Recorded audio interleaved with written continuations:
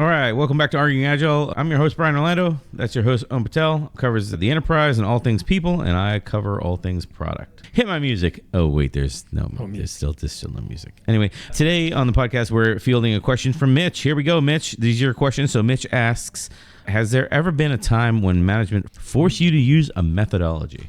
And Mitch listed some methodologies, some current methodologies, some older methodologies. They're older codes, but they check out. I was about to clear them, Lord Vader. Sorry, we went too deep. So I figured in no particular order we would walk through software methodologies and kind of talk about like what happens when management dictates you should use this methodology. That doesn't happen, right? When management forces you to use a methodology, this could be you walking into a new job and you walk into a practice where something is already prevalent and now you're forced to go along with it, whether you agree or not. It could be that. Could be. It could also be that you're using some methodology and management comes in and says, stop, you should use this now, or you must use this now. Yeah. Those are ways that you could be forced, I guess. Right, yeah. So again, in no particular order, but maybe just in the order of prevalence out in the industry. So I think from what I've seen in the industry, what's colloquially now referred to as the Waterfall development methodology is the most prevalent. Sure. Whether it's actually referred to as Waterfall or not, the practices definitely are those that align to sequential way of developing things, right? And typically entail those things that people have already grown to love, but maybe not so much love. They're accustomed to it, right?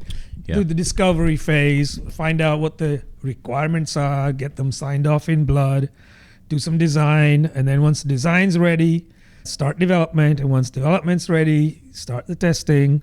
And once testing is done, then you actually deploy something somewhere that someone can use. In a nutshell, that's kind of what we mean by, when we say waterfall, right? Yeah. Yeah, Winston Royce is credited with coming up with the original kind of model from which waterfall was derived.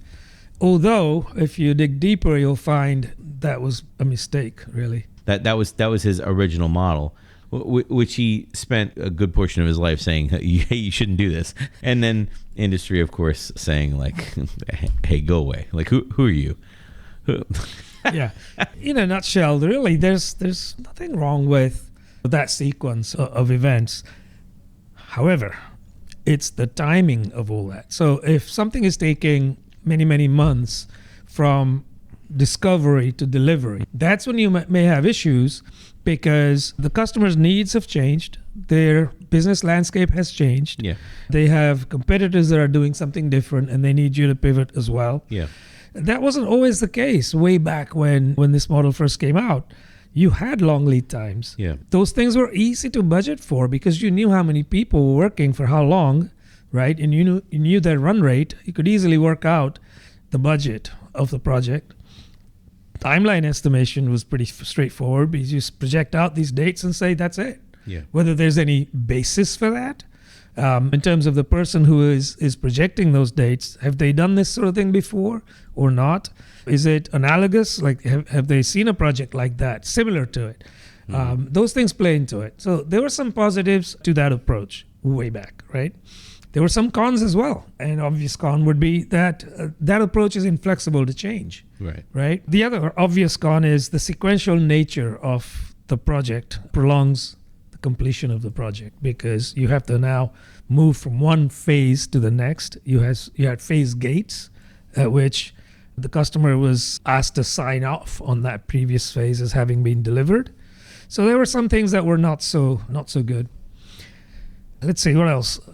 For projects that have well-defined requirements and not a lot of scope for changes are ideal in this sort of a methodology. I'm reading Wikipedia for Winston Royce, and apparently out of this paper that Waterfall was kind of coined later in 1976, it says there was a later paper by Bell and Thayer in 1976 that they used the word Waterfall to refer to what Royce was talking about. And apparently Royce was talking about all of these sequential steps for very, very, very large projects. But he says for smaller projects, these two steps were sufficient. For smaller projects, just analysis directly to coding were sufficient steps in the quote methodology, again, that he never coined as Waterfall. Maybe we'll do a podcast episode specifically about his original paper, because I just pulled the Bell and Thayer paper, that software requirements, are they really a problem? Bell and Thayer from 1976. It's only 8 pages. I'm pretty sure we could read all the 8 pages and summarize the whole paper right now. We're not going to. I think we probably could do the same thing with the Royce paper on a separate podcast. But anyway, like, the point of getting into this is to point out Waterfall, point out that it's often, like, the paper that originally was detailed in is misquoted all up and down to the point where other papers were written about it. and it probably was both a great one for us to start with and also not a great one for us to start with, because Waterfall, like, by the time you realize that your management is pushing you into using Waterfall, you may not even realize that you are now using Waterfall, because from the Royce steps of doing all the requirements and then doing all the analysis and then doing all the design and then moving into coding and moving into testing, I can think about drawing a circle around each one of these boxes and making that a different team that does that. Like, the BAs do all the requirement stuff and all the analysis steps, and then the architect does the design step, and then my development teams do the coding steps, and then my testing team does the testing step, and then my implementation team, my platform team, does the rollout to operations step. Like, I may be the most agile company in the world, but I've just implemented Waterfall just by organizational design. So the tricky part of this and the interesting part of this for someone who maybe doesn't work in the industry, right, who's like looking at it from outside trying to understand what the difference between these methodologies is that Waterfall can kind of creep into any of these methodologies by poor organizational design choices. That's absolutely true. So organizational structure really does drive the way people work, right? Right. So I think that's a good illustration. You could be, like you said, the most agile company, but if you organize that way, in your example, if you had different teams doing that, you're doing Waterfall. Not only that, you have no idea what the other team has done because Right. they're handing off stuff to Right. you.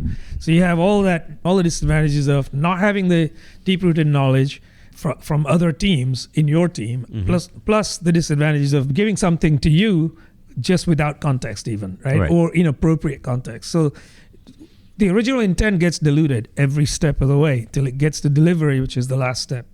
The scary part of this to me is like there's a SVPG article about that names this as well, and there's a popular term, the Silicon Valley term, they call it dual track agile. What they really mean is you have a discovery and you have delivery. You have discovery and delivery, right? And like discovery has some things that happen during discovery, and delivery has some things that happen, but delivery always happens after discovery. Okay, I see a lot of vendor tools have their own diagram for dual track agile. They call it like, well, you want to make sure you're doing your discovery so that you don't implement things in the most expensive way, and they speak all the right words.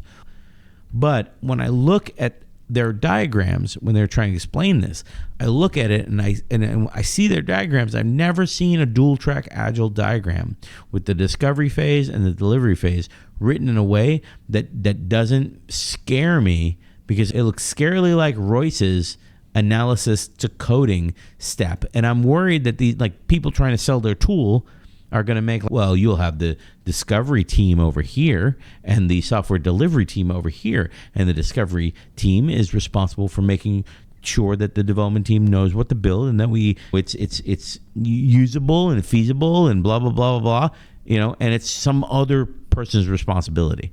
No, that's the development team's responsibility. Like that's what scares me about Waterfall, is it creeps in this whole let's pull everything apart and give it to different people who don't talk to each other and don't know what the end goal is. Like, let's take the system, the Deming system approach, and let's draw a circle around every single little step in the system that's supposed to work together. It's supposed to be one team executing all these little steps together along the way. And let's draw a little line over in terms of let's try to optimize for some kind of financial reason or managerial reason or something, and let's try to game the system, try to save some money or whatever by drawing a little line and saying, oh, well, you're the only people that can go do this, and you're the only people that can go do this. And that's just not the way that it's supposed to work. So when even even people that are experts in Agile, like this whole dual track Agile thing that I was reading, like they do this all the time. And I could see any lay person, anyone who's not an expert, would see a diagram like that and be like, oh, easy, I'll just form a discovery team and they'll be the one that does all the discovery. And congratulations, you're Waterfall. That's right. It's a two-step waterfall, that dual track system, in my view, right? Yeah. So it's still waterfall. It's 2 steps. And that's not in and of itself a bad thing. What is a bad thing is, to your point, different teams are doing this. Yeah. Right? So you've again got the same tyranny. Or one person. Or one person's tyranny, yeah. So you've got the tyranny of distance from one another, right? Which is a huge problem. So we spent a good amount of time on Waterfall.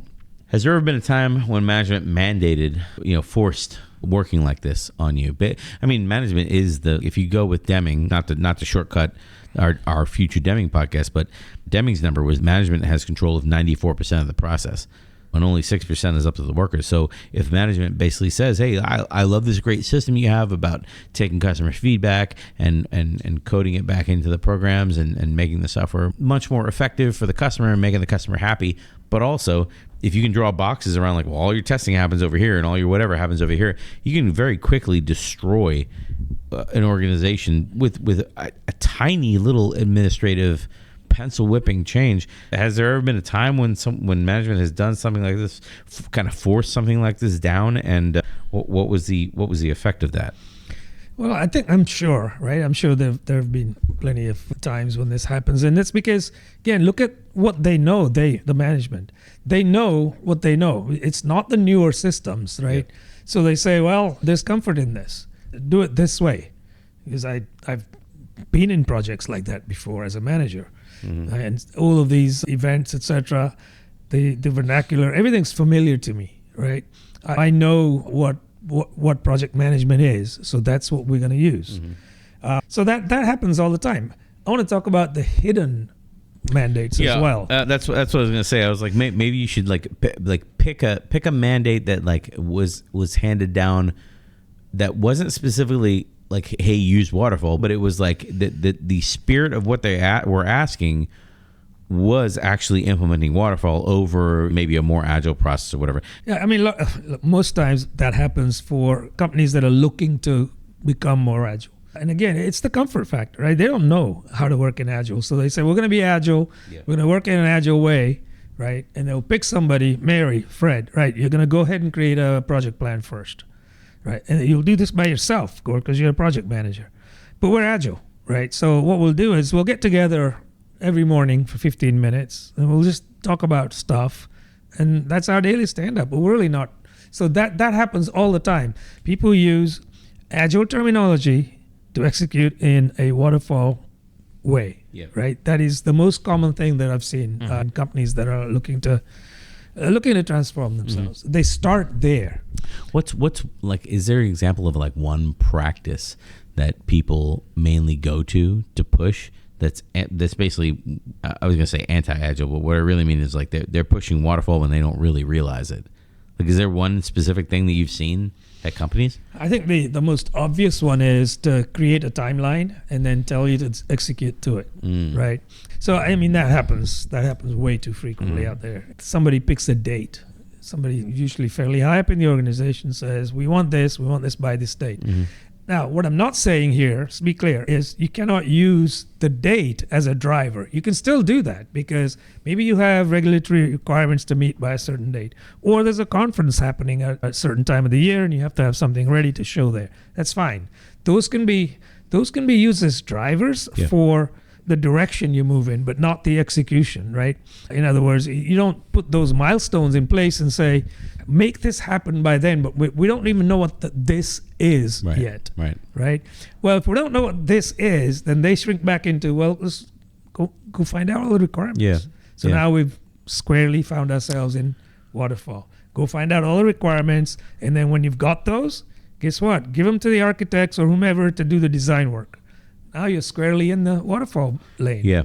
To me, where Waterfall gets its foothold in an agile organization is this exact step that you're talking about. It's usually we aren't sure what the customer wants, or it wasn't clear, or something happened where we realized it wasn't clear what the customer wanted, and responding more quickly is never kind of considered. Like spending more time figuring out what the customer wants or locking them into a contract or whatever is kind of the way the organization goes, because they're looking for safety, right? They're looking for safety and predictability, and they go the road of separating the coding from the testing, from the implementation and production. And I would also add, when I was on development teams, the testing and the coding being pulled apart was usually much more difficult than the implementation of the code that was ready to roll out into production. And then, like, sometimes production, you have a different set of tests, like a business acceptance kind of deal that happens when stuff rolls into production. Usually it's harder to separate the internal testers and coders than it is to separate the go-to-prod activities, like the platform activities. Like I see those usually, if I come into a company and I see the teams that are producing code are not also shipping it to production and then working with production users, and somehow there's a toss it over the wall to another team that rolls it out in a prod and does some kind of UAT activity or something like that, then I have an indication that now there's some kind of problem and I might be Waterfall. That's usually the first thing I look for, is like, are the teams building it, owning it all the way through the cycle? Because if not, then I think there's some circles around these boxes, and that would be a quick indicator to me, like a quick, like, which way is the wind blowing? Oh, it's blowing in the direction of Waterfall, to let me know, and then you can, once that kind of takes hold, you can look back and be like, oh, well, now we have people whose job is to talk with the customers and get all the requirements and then bring them to the development teams. And it's not encouraged for the development teams to talk to like, ooh, I want to let my developers talk to customers. Oh, they're not good at talking to customers. They're not quite polished. I'm going to have my salespeople talk to customers and get all the requirements. And then it's just a steep downhill roll from there to mediocrity. I agree. I think I'm going to just go back to the point you made earlier about the structure driving the behavior of the organization, right? So there's a lot there. I mean, who do the developers report up through, right? Those sorts of questions should be asked. But yeah, you have testers and they test. Yeah. But there's nothing for them to test right now, because we've just started development. So developers go code and then throw it over the wall at the testers. Right, that's another smell that I look for as well. That's Waterfall. I mean, you have a handoff right there. Yeah. It's also very demoralizing for the testers to just sit around and wait. It leads to basically this blame culture, right? At the end, when things don't get delivered, you blame the testers. They didn't finish on time. Testers blame the developers who didn't hand over in time. I mean, like you said, it's a steep downward spiral. Yeah, and that was like to kind of put a bow on this category. Like that ever been a time where you were forced to use one of these methodologies, where management kind of mandated one of these methodologies? Like nobody, like again, my experience, nobody really mandates that you use Waterfall. Meaning all of the requirements of it. Although I was on a program one time where they did continually ask, I want to know all the requirements for the entire project for all of time, basically. Yeah. So basically, tell me all the requirements for your product now and in the future. Which was like, when you say it like that, it's a ludicrous ask. Completely ludicrous. But that is what they asked. That is what that legitimately, with a straight face, that is what they were asking, and they basically were for every time that manager asked for that ludicrous demand, it forced the program back to, well, I guess everybody has to participate in requirements analysis now and stop working on code, because that was the only way that you could punch out a timeline that was 18 months in the future. If we all stopped what we were doing for a couple months and just did requirements analysis and talked to customers about what they might want, not necessarily what they need or what they need immediately want or whatever. Right. And that was always a constant fight on that program. I've lived that life in the past. People spend hours and hours on creating polished PRDs, and they get signed off and versioned and all of that stuff, right? So these are little smells you can look for. I mean, is your organization looking or demanding a PRD from you, which they then in turn say should be signed off by the customer, right? You're definitely not working in an agile way at that stage, right? So what is it? You're going to do all the requirements, sign them off, and then what? What's next? So immediately you're now into another step of the waterfall. Well, you're right? gonna do all the requirements, sign them off, and then right off into the sunset. That's right.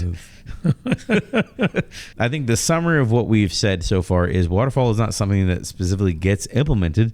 It's something that sort of piecemeal gets pushed on you. It gets defaulted basically, right? It's clandestine implementation. Clandestine is clandestinely a word? Clandestinely? Secretly? I don't know. Secretly, emotionally, quietly, stealthily? Definitely stealthily. Yeah. Stealthily is definitely a word. But that's how it happens. It happens in little concessions of like management. Oh, I need you to. I know this. You're doing this now, next, later roadmap that goes out 3, maybe 6 months. I really need a 12-month plan. Yeah. Give me a 12-month plan. Right. And So that's really, that's covertly then as well. Covertly. Yeah. Emotionally. You're welcome, Clint. Like that's one person enjoys my nonsense.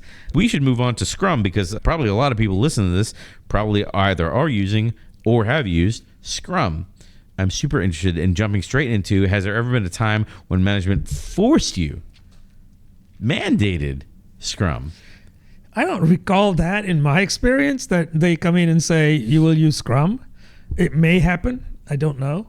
But what do you do in that situation, I guess, is the author's question, right? I've been on the leadership side where leadership is going to the team saying, what are you using now? And then I'm sitting on the leadership side saying, I don't know how these people forecast their work. I don't know what they do. Like, they should use something.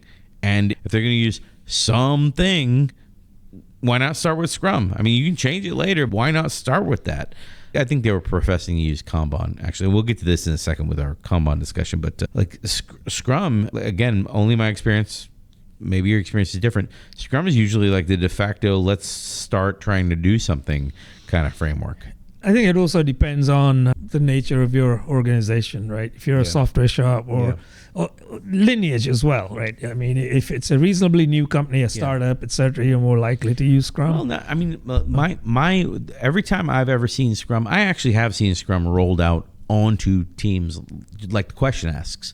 And every time I've seen Scrum rolled out, it's because the management or leadership, depending on the company, right, it just says like, listen, we need introspection points. We need inspection and introspection points. You to introspect your own work, us to inspect your work. We need more transparency. We have to use Scrum.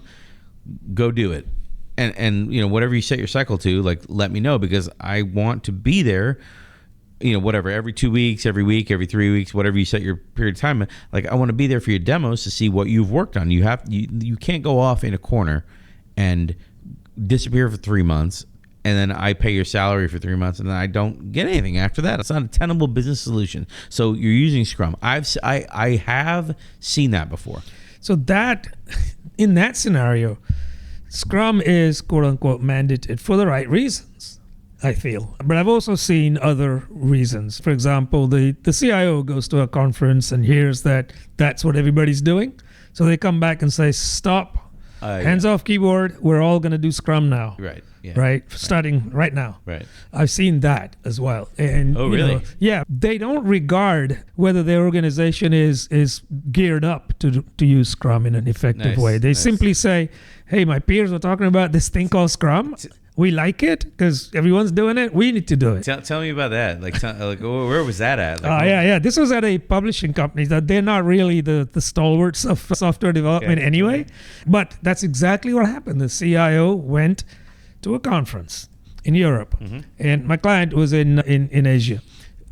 The CIO comes back, holds a meeting the very next morning when he came back, and he said, everybody, stop the way you're working. That's not right. Oh boy. We need to be working in a Scrum way, as he put it. Scrum way. And you see some blank faces. You see some faces with glint in their eyes because they've worked in that way before and they were frustrated in the existing ways. So going into that kind of a meeting, you come out and go, okay, what just happened there, right? This is good and bad combined, probably in different measures. And as a coach, you need to unravel all that and figure out how you ready the organization to implement Scrum. right? It just doesn't happen at the click of a finger. So I've seen that. Initially, it was a rocky road. For about 4 months or so, roughly, it was rocky because you had to prepare the teams, the organization, all the other functions within the organization. But after that, they would never go back to the old ways. Right. So that was great. The second year, so not the year he went to the conference, but skip a year, second year, when he went back, he actually showcased his development area as having implemented Scrum effectively. So that was a whole, rainbow, right? You went from not doing anything Agile to working in an Agile way quite effectively in 2 years. That's interesting because my first experience with Scrum was, I think, an SBC sold my leadership team on the Safe Agilist training, and then I've told this story on the podcast before, and I remember the leadership team was offsite going through this training. When they all came back, they all had the little placard, the laminated placard, and they loved walking people because they would go back to the placard and be like, no, it says you have to do all the PI planning during PI planning, and you don't get to go back to requirements and blah, blah, blah. And they just absolutely dogma. They only trained the leadership. They didn't train anybody who actually is on any of the development teams. That's a great way to indoctrinate religion. And then the leadership team came back and said, here is the PI. Here are the PI objectives that we want you to achieve. This is what you're going to do in PI in sprint 1, 2, 3, 4, 5 of the PI. And they gave us the work items that we were going to do. And obviously it was an absolute nightmare and train wreck. Like after the very first sprint, almost nothing got done, and it all pushed to the second sprint, and then that created a quote waterfall effect of everything just moving. I think that what you've just described right there, I think it's pretty typical for any organization, especially adopting Safe for the first time, but even Scrum, really. You want to hear they don't train people. You want to hear the best part of that story? Go ahead. The team was like 12 people, which included 2 mobile developers and a tester dedicated to mobile. So there was absolutely no reason to be using Safe for like 12 people or 14 people or whatever. What are you scaling? There was absolutely no reason in any way, shape, or form. And the company didn't change their budgeting or their finances or anything. Like that was my story about has there ever been a time when something was implemented on you? You know what I mean? Over you, onto you, on top of you, around you. So that is classic waterfall in 5 sprints. Yeah. Or 4 sprints, whatever it was, right? That's what it is, because again, that's something that we see all the time, right? People say, we're working in a safe way. Right. Well, are you? Right? And you look at that, and you look for those smells I mentioned earlier. And one of the smells is only leadership got trained. Right. Yay. Yeah. Right? People doing the work. So I told two stories. One where I was representing leadership, forcing Scrum on a team, and the other one. But you had rationale for what you wanted. Right. Which is visibility, predictability, all the things that we know are possible through Agile, right? Mm-hmm. So I think you were right to kind of look for answers for that. It's now the question is, how did you go about it, right? Because the devil's in the details. Yeah. Whereas leadership, just in my example, for instance, right, the CIO going to a conference and his peers saying, we're all doing Agile, we're doing Scrum. And he would come back and the very next day, the town hall meeting. This is in person, so everyone's in the room, this big old conference room, and he said, stop whatever you're doing. We're going to work in Scrum starting tomorrow. Right? I mean, that is radical. And people just left that meeting all worried. Like, what does this mean? Yeah. Do I have a job? I mean, the disruptive, details. like the disruptive side of that is, I've been in quite a few companies where they've had questionable Scrum practices. Scrumfall? questionable, and they brought me in as a product manager, right? Like I'm playing the role of the product owner on their team as the product manager. You know, sometimes the first product manager, and the first real stress I have to encounter at the company is they don't have a backlog. So all these developers are looking to me to be like, what do we work on next? What's I'm supposed to only work on the highest priority, not whatever I think is important or whatever. Okay, Mr. Product Manager, tell me what to work on. if you're the one telling me that I only work on the highest priority, and then the stress is on about now I have to fill out a backlog. Yeah, right. You have to have that runway. Yeah.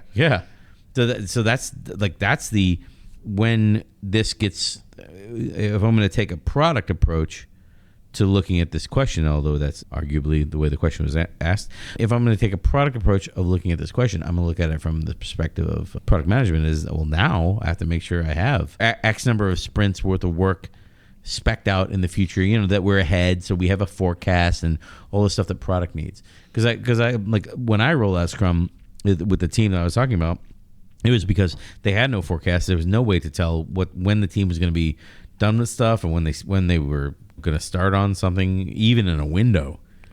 Just like, hey, are you going to get to my thing in the next 3 months? 3 weeks? Yeah. 4 weeks? But in your case, at least your organization had somebody in product to deal with that. Mm-hmm. I'm talking about companies that come in and say, we're going to work in a Scrum way, and we don't have a product owner. We don't have any product person, right? The highest paid person in the room dictates what the team's going to work on. That's true. That's the hippo effect, right? That's true. So, I mean, what are your chances of success there? Forget about the customer. The customer's nowhere in this picture, right? That's the problem. I'm going to take a slightly different approach now as we go from this blend of like Waterfall to Scrum or whatever else, right? Mm-hmm. So my experience is companies that have been historically working in a Waterfall way, looking to become more agile, they don't go and do a state transition like that, right? It's a gradual move, and it goes through various things. They do Waterfall still a few months out. Sure. They do some of the things they do day in, day out, incorporate elements of Scrum, right? So they're doing things like the team gets together every now and then to talk about how they can work better, okay, the retrospective, right? They have customers looking at stuff every month or so, let's say, right? Which is the AKA sprint review or whatever you want to call it, demo, right? So it's a gradual tail that kind of tapers off, and then another rises as they get into Scrum, right? And again, there's nothing wrong with that. As an Agile coach, is that super frustrating, or is that just part of the process of like, hey, we're Waterfall, but we do daily stand-ups? And that would, as a product manager, it would really frustrate me. It frustrated the heck out of me too in my early days, right? It was really stressful. I felt like Sisyphus pushing that rock up a hill, right? With people pushing it back down on me. Not Kate Bush running up that hill. No, not running up that hill. Yeah. No, the thing that I have accepted now is there's a certain inertia built in, right? And you can look to minimize it, but you can never eliminate that. So what you need to now look at, or what I do day in, day out, is look at where I can make the biggest difference today, right? And then come back in a couple of weeks, which is one sprint, and see, do I need to continue that? Do I need to pick up something else? Yeah. Or do both? Yeah. Right? And just rinse and repeat, right? That's the iterative approach. So I still get frustrated to your question, but now I'm trying to channel what I do hopefully in more effective ways instead of just letting it frustrate me. Well, these people just don't get it. Well, okay, I know they don't get it. Yeah. That's why I'm here. Right. Right. So it took a while to get to that stage. I mean, that's a great piece of feedback. I like the other piece of quote implementing Scrum is that the company has a bunch of questions, and the scaling frameworks are the only thing that answers those questions.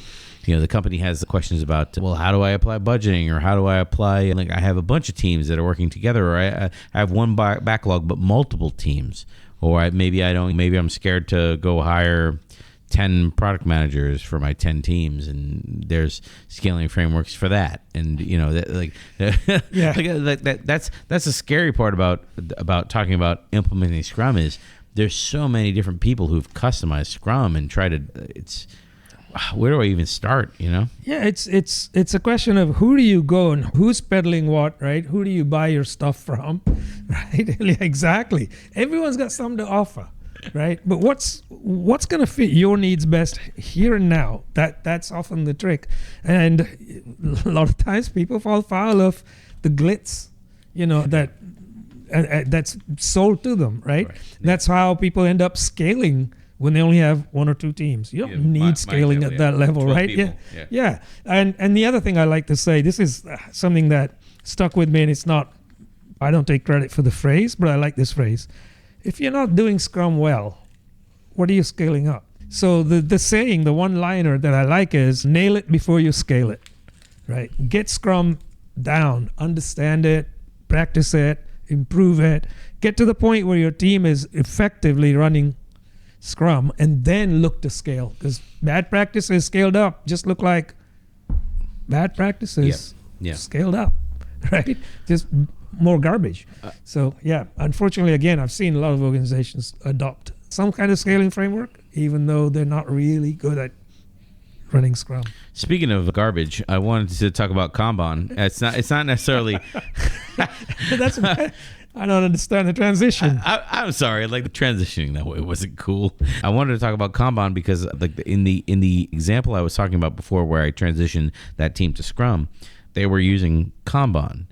Except it wasn't Kanban because they weren't tracking any metrics, and they didn't have work in progress, and they didn't have any method of replenishing the backlog, and they didn't have any. It was Kanban with no rules, so it was chaos. There basically was no process. That's what I'm saying. Yeah. And they were calling it Kanban, which is sad because the Kanban system is so simple and elegant in its execution and effective, I might add. And effective, I would agree with that. It's so simple and elegant that if implemented, you basically need nothing further from this list. And if a team is doing it, you can scale that up in the organization and up and up and up at different levels to where everyone, like, it's just a higher level Kanban board that takes into account all the lower level Kanban boards.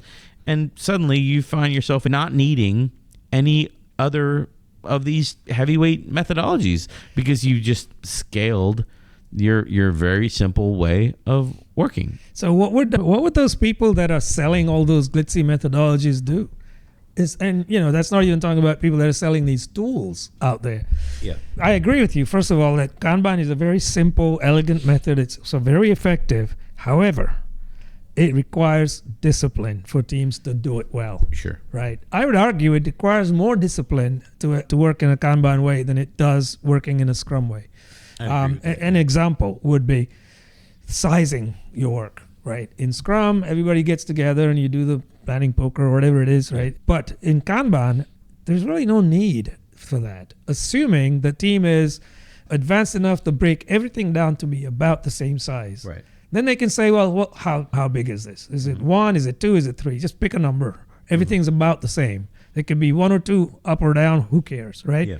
So you don't spend time on that.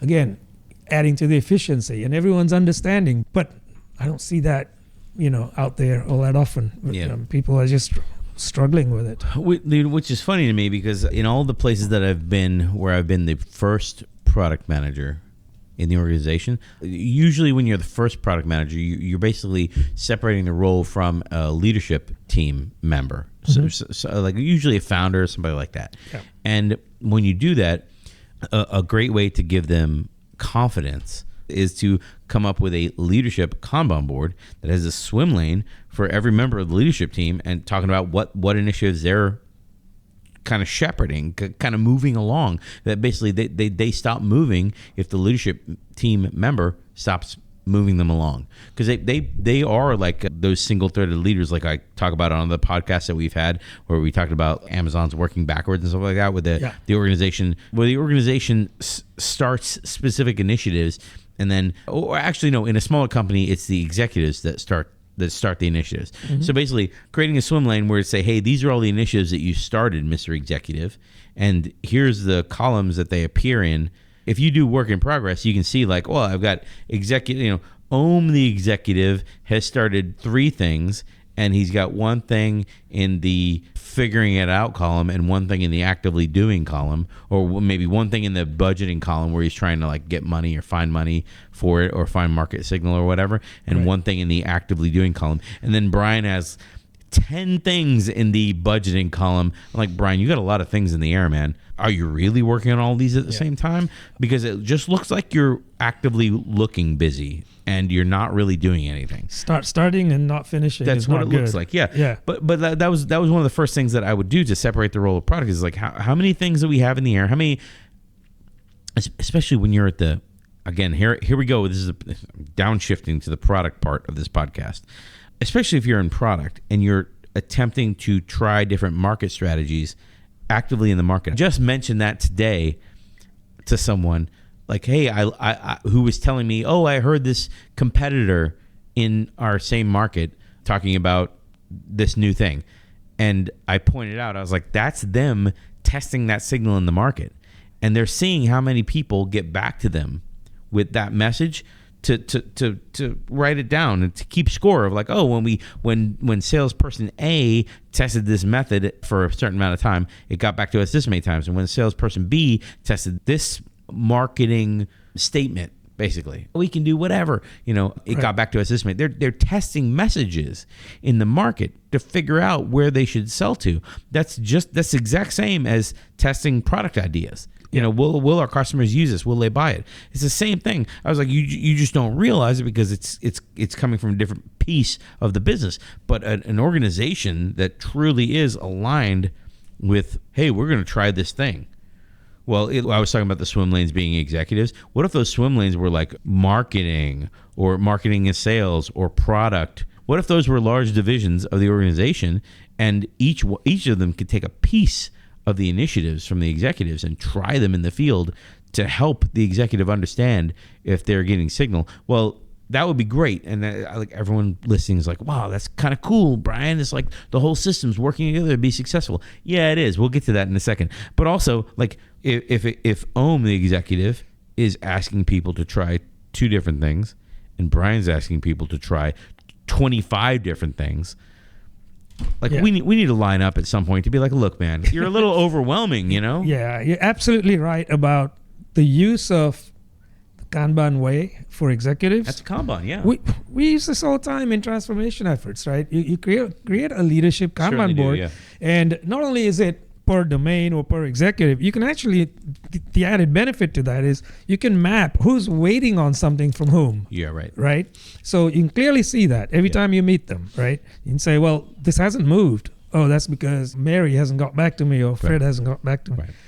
Mary and Fred are around the table, right? When's this going to happen? So we can start actually moving things along, right? Yeah.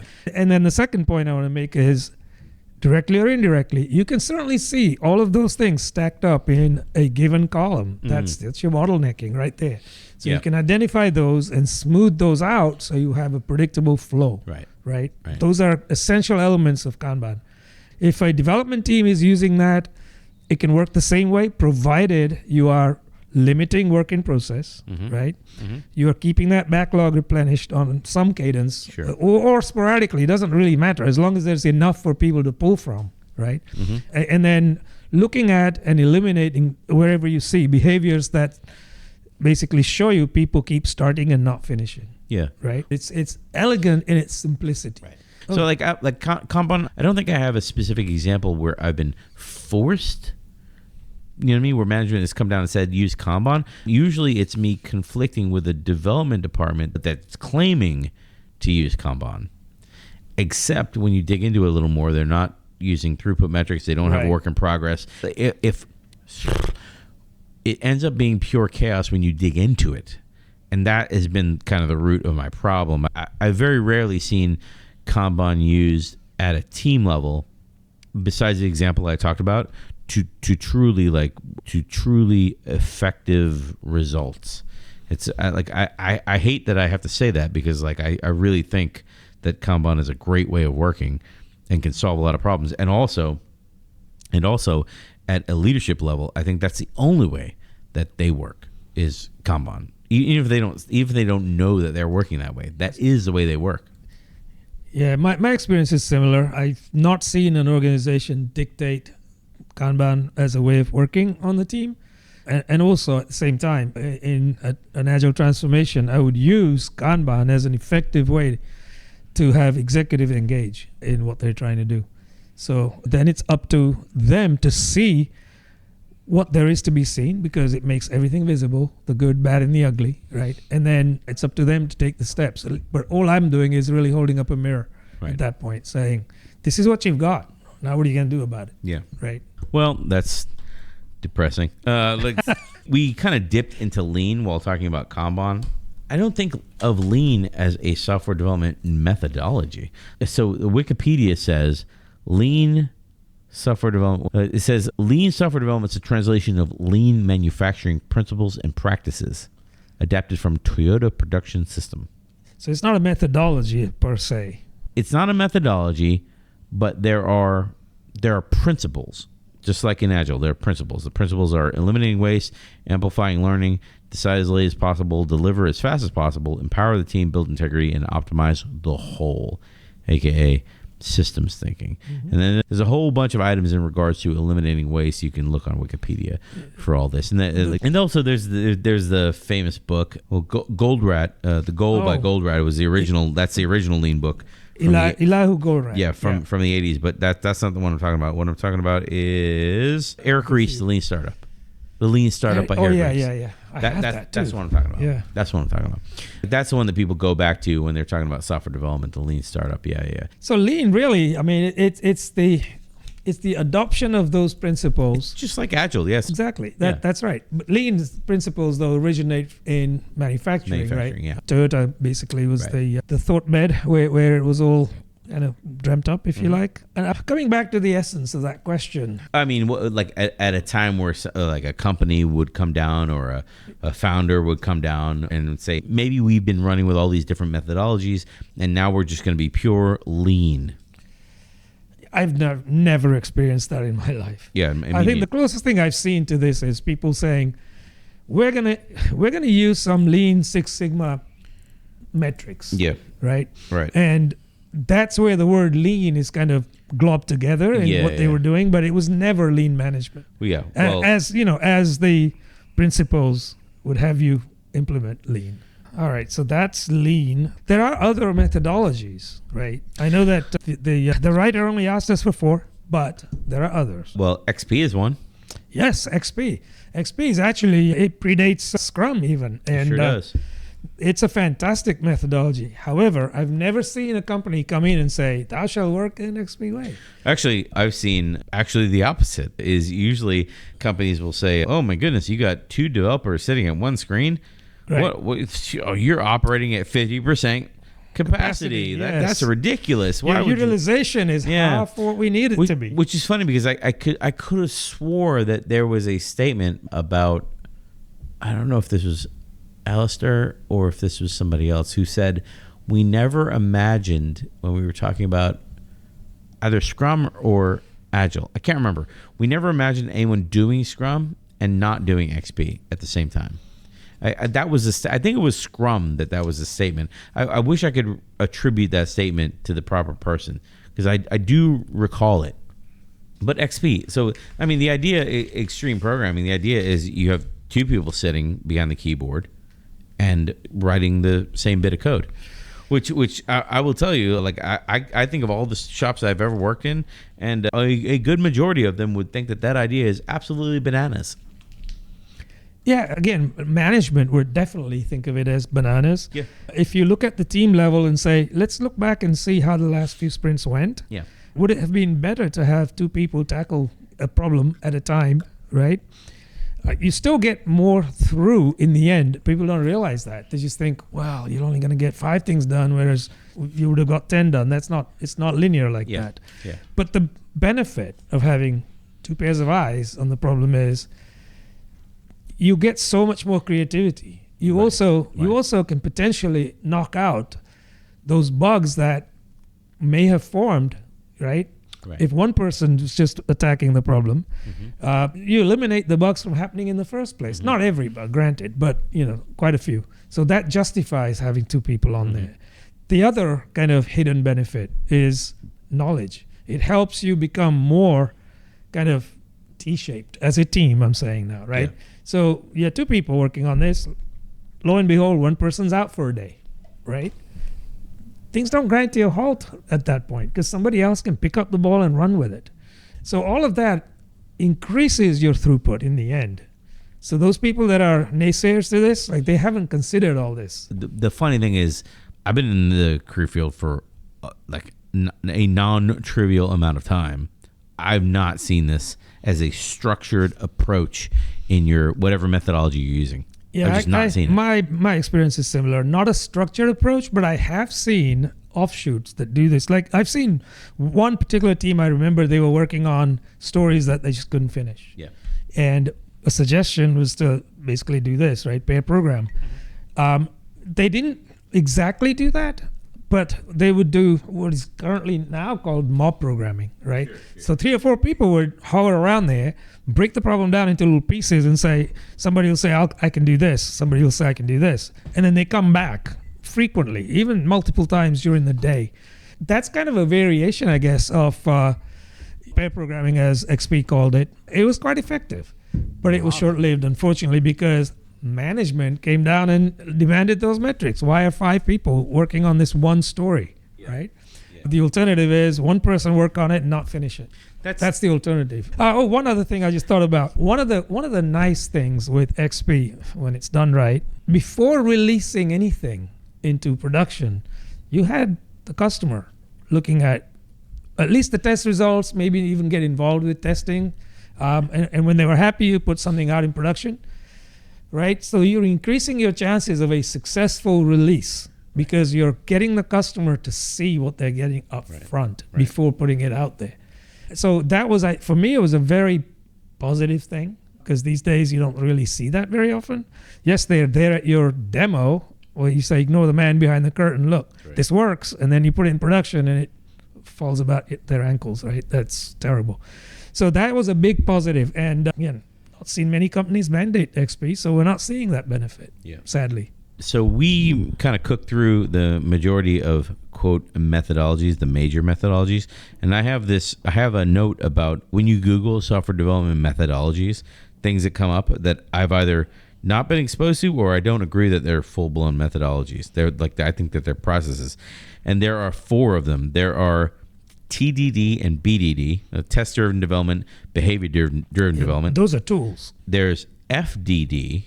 That's a methodology. Is it feature-driven development? Yeah, feature-driven development is a methodology. Again, it's very rare. It is rare, but it's a legit methodology. Okay. What about rapid application development? I've heard of it, but I've never encountered a shop ever running rapid application development. Rapid application development, I think it predates Scrum. In 1991 book, Rapid Application Development resulted in some confusion over the term RAD. Jim Martin came up with it.